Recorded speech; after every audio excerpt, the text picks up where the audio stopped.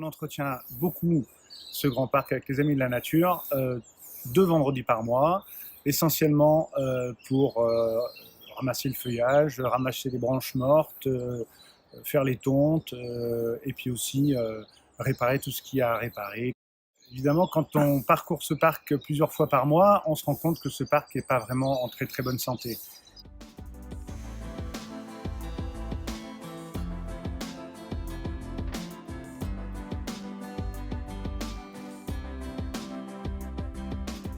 La grosse majorité de ce rapport dit que le parc n'est pas en très grande forme, qu'il a beaucoup de maladies au niveau des érables, qu'il faut les éliminer pour éviter que ça se propage. Le parc est très dense également, donc il faut faire des sélections d'arbres pour faire ressortir les plus beaux, les plus sains. Et puis il faut surtout sécuriser ce parc car il y a beaucoup de gens qui viennent se balader dans ce parc.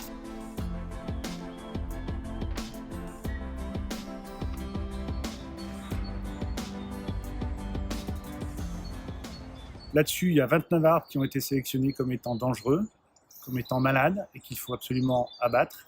La deuxième partie concerne l'érablé, qui est un peu plus loin, qui est extrêmement dense, qui était une futée avant et qu'on a laissé évoluer comme ça. Les arbres sont trop en concurrence, montent très haut et puis avec le vent violent de Ternay, il y a des ruptures. Donc on va sélectionner les arbres, mais ce sera essentiellement des arbres de petit diamètre.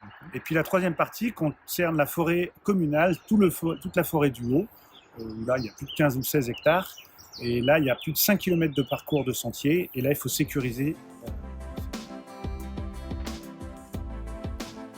300 arbres à peu près, mais il y a 80% des arbres qui sont morts, déjà morts, on peut avoir des exemples, et puis il y a beaucoup d'arbres qui sont malades de la suie et de l'armilière, sur lesquels on pourrait penser qu'ils sont encore sains.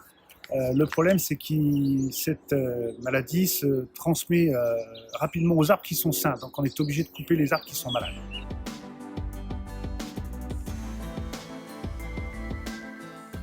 Un plan de reboisement va être mis en place dans les clairières qui auront été ouvertes. Et ce sera essentiellement des arbres qui supporteront mieux la sécheresse, qui seront plus bas, qui seront moins sensibles au vent violent de Ternay.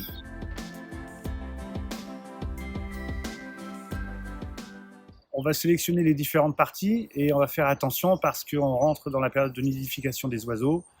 Et c'est un parc naturel, donc on ne veut pas trop les déranger, donc on va y aller avec parcimonie et on va étaler ça jusqu'au mois de septembre 2021.